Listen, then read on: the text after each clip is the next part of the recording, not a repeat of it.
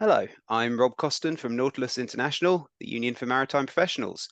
If you've watched any of our recent videos or if you've been following our socials, you've probably seen something about our recent dispute with the Royal Fleet Auxiliary, where our members took some unprecedented industrial action after years of pay austerity.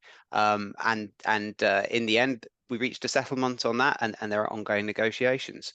Um, so our members there need representation in those negotiations over pay and conditions, and they also need help and advice with all kinds of other issues. Um, when there's a problem at work, if you're a member, you're entitled to the support of Nautilus International. And that doesn't just mean union staff, it also means lay representatives working with you in your own workplace. Um, Recently, members at the RFA elected a brand new lay rep to look after their interests. His name's Giles Rice, and he's here to introduce himself today and explain what he's going to do in the role and why and when you should get in touch with him. So, Giles, thanks very much for joining me. Thanks for the invitation, Rob. Thank you. So, getting straight into it then, can you tell me a bit about your own background as a seafarer and at the RFA?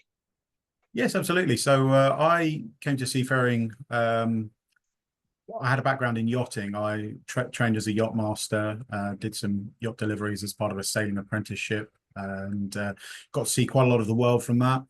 Decided that it was all good. You know, it was an enjoyable thing to do, but I wanted a bit more stability in the craft I was taking around the world, a little less rocking and rolling. So looked for a cadetship. I ended up doing a cadetship in 2012 with Clyde Marine Training, sponsored by the Zodiac Maritime Agencies. And it was a good cadetship. I got a broad range of commercial experience, but at the end of it, there wasn't a job as part of the thing. So I entered the jobs market looking for, as a newly qualified officer, positions, and the Royal Fleet Auxiliary was recruiting quite heavily at the time. So having always had an interest in a sort of service role, but being an asthmatic as a child, I wasn't really eligible for the Royal Navy or any of the other armed forces. And the Royal Fleet Auxiliary, the more I investigated it, seemed like it would be a very good match. So I put that application in 2015 and was accepted to start at the RNC Dartmouth in February 2016. And I've been with the RFA ever since then. Great. And what roles have you held at the RFA? So, what were you involved with? So junior deck officer, trending towards sort of middle management deck officer. So I most recently qualified as a navigator, but then stepped into the role as the union liaison officer before I could actually sail as a fully qualified navigator. I've done it as a sort of navigator in training. So I just worked my way up through the career structure there. I was a third officer for quite a long time. The interesting thing with the RFA is that you really do have a very different role as a deck officer, to be honest, in most of our other officer roles as well, from the regular merchant navy, you might say. So the first 3 years for me were essentially another mini cadetship. Obviously, I had a certificate of competency, and I had some, sort of relevant experience, but the way the RFA carries out its core business is so different. I had to take that time really just to assimilate into the organization, learn the sort of shorthand that is in everyday usage and the general roles that people carry out. So I spent nearly 6 years as a third officer all told. Was promoted to second officer in 2022, picked up the promotion itself when I went back to sea in 2023, and hopefully, probably not by the time I leave the shore post, but shortly thereafter, I'll be promoted to first officer, and you can sort of continue up that deck officer career structure. Great. And as you mentioned, you've now stepped into quite a different role. You've become Okay. a Nautilus liaison officer, and in the case of the RFA, that means you're spending 50% of your time on Nautilus work and 50% of your time on RFA work. So I guess before we get into what that role involves, why did you decide to step up and become a liaison officer? It's an interesting question. It doesn't have a very clear answer, I'm sorry to say, but I'll talk you through the sort of the process as to how I ended up here. So I joined the union as a cadet with Zodiac. I liked the idea of an organization that would look out for my interests and, in the future would give me that certificate of competency protection. when I joined the RFA and became a sort of full-time dues paying member, I didn't really have any experience in the wider merchant navy as a qualified officer to benchmark it against. So I just kept my membership going, seemed like a smart thing to do. And I got progressively more interested in the fact as the years went by that we're only getting these 1% pay rises, pay restraint being what it was. It just seemed a bit odd. There were, everywhere in the civil service and wider seemed to be getting fairly poor pay rises and erosion of terms and conditions. And I started to hear more about it as I had conversations with colleagues and things like that and understood more about it. When I was a fairly new second officer, Nautilus was advertising for a couple of replacement seafarer members from the RFA to join the representative body. And I decided that that could be a good way for me to increase my knowledge of union activities and to support my colleagues at sea in the future. So I sought nomination. A couple of my colleagues very kindly proposed me and seconded me, and I was able to join the panel of representatives. When we then moved fairly quickly into industrial action in 2024, that process was good to be a part of, but I felt that the membership would have benefited from having a liaison officer in post. So we had a liaison officer, but unfortunately, owing to his circumstances, he wasn't able to do the role at the time that we were undertaking that action. And I believe, although Martin or Derek may correct me on this, that they couldn't advertise for the role while we were in dispute. So when the position was eligible to be advertised for, I thought, you know what, I can see myself communicating to the membership. I feel like I've got a good baseline understanding of how all the different departments on board ship interact with each other.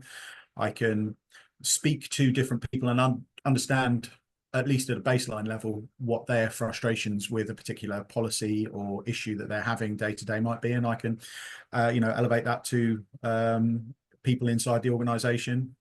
I honestly underestimated quite how challenging the structure is in Navy Command Headquarters, and that's simply because different sections of the organisation are on different floors. But once you've got all the door codes and things memorised, you can get to see the people you need to in a relatively easy manner. I'm also become very good at checking people's diaries in advance to see whether they're even likely to be in the building. So in doing that, I have already been able to assist a couple of members with issues that have been frustrating them, but owing to the sort of nature of how gapped the RFA is currently, a big recruitment campaign that we're doing at the moment, to remedy that, obviously people still need to be able to get these things done, and being able to just quickly go and see someone and say, what else do you need, or how can I assist with this, has been quite satisfactory so far. So Great, thank you. Well, you touched there on some of the things you do in the role. I suppose one of the key things to know about being a liaison officer is it's really varied. You're dealing with some sort of minor grievances that people have, to serious disciplinaries, all the way up to like high level negotiations on behalf of everyone at the RFA that Nautilus represents. So yeah, perhaps you could go in a bit of detail about what some of those jobs are that you're going to be doing from now on. Yes, of course. So, I mean, it's very true to say that no 2 days are the same. This week, spending my RFA time, I was in a training course for our new personnel management system that's replacing our onboard personnel management system. Obviously, I don't directly need to be able to use that, but I may do in the future. So it's a good idea that I have insight to it. That's a sort of a morning of RFA related business, for 50% of non-facility time, and then in the afternoons, well, today obviously the interview with yourself, but working on grievances that members have with the organisation, making sure that that grievance is in accordance, for example, with the grievance policy. There's a very specific set of criteria that you have to have ensured that you've met before a grievance will even be accepted. And then, as you say, variety of other things, minor sick absence, the whole process for that. So stage 1 sick absence review, stage 2, and then finally stage 3, and the support to members that may be required at any of those different levels, or even just explaining the process. We don't have at the moment as an organisation a sort of FAQs style. So you've been invited for a stage 1 sick absence meeting. Here's what you can expect. We have policy, but the policy is unfortunately written by civil servants for civil servants. It's not written with any view to a seafarer who likes their messaging without all the corporate branding or political buzzwords and things like that that invariably ends up in those policies. Disciplinaries, yeah, that's always a difficult part of the role. Fortunately, to date, not had many of those to deal with. But again, it's been one of the points of learning for me has been really understanding what the disciplinary process is, and even and this is eternally frustrating to the membership, how to access the various policies and procedures for disciplinaries and grievances and things like that. They're not well signposted, and I've got the time to look for them, and I still sometimes have to go and say, look, where do I find this, and then discover that I've just used the wrong keyword somewhere in my search, and in fact it's civilian for this as opposed to RFA for that. And so there's plenty of scope for my role to be expanded, in all honesty. There'd be more than just one of me, but I think it's also something I'll grow into, and there'll be less of those moments where I like, I'm going to have to go and ask a couple of people some pointed questions about how on earth I find this, and so on and so forth. Yeah, so you've got all those individual bits of work where you're supporting individuals a lot. Of course, you mentioned the paying conditions as one of the things that sort of brought you into the role, is why you wanted to do it. And we said in a recent video that the new round of negotiations has already started on that. So how will you get involved in that as we head towards some kind of resolution? So I will be in the room or on the Teams call for all of it.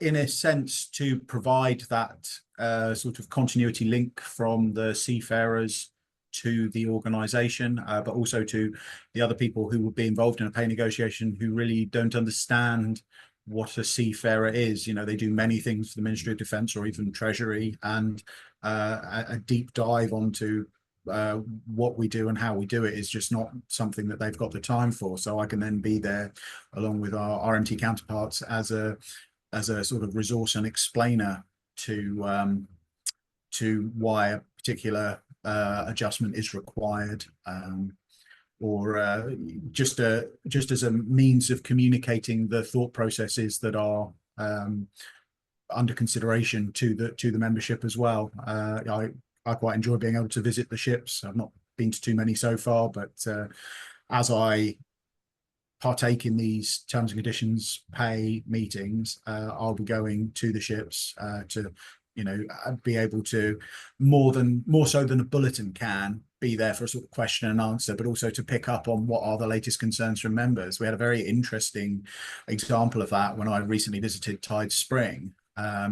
Members brought up the fact that our annual bonus had a shorter qualifying period than ordinarily had been the case previously. Because of that, we were able to get the qualifying number of days reduced by a similar proportion, which meant that not just Nautilus, potentially not even non-members as well, but the whole organisation benefited in a sense that instead of there being, I think it was somewhere in the region of 80 to 90 people who weren't eligible by reasons of ill health or absence, however it may have been, we got that number down into the sort of mid-50s. And that was simply members who had read something that I had missed. You know, so it's very much a two-way street. I'm one person, and I will miss things, but I go out and I see the rest of the membership and other interested parties on board, and they can bring up things that I've had no visibility of. So it's a very people-facing role in that respect, and I value that. I think you know, I'm only as good as the information that's coming into me. So.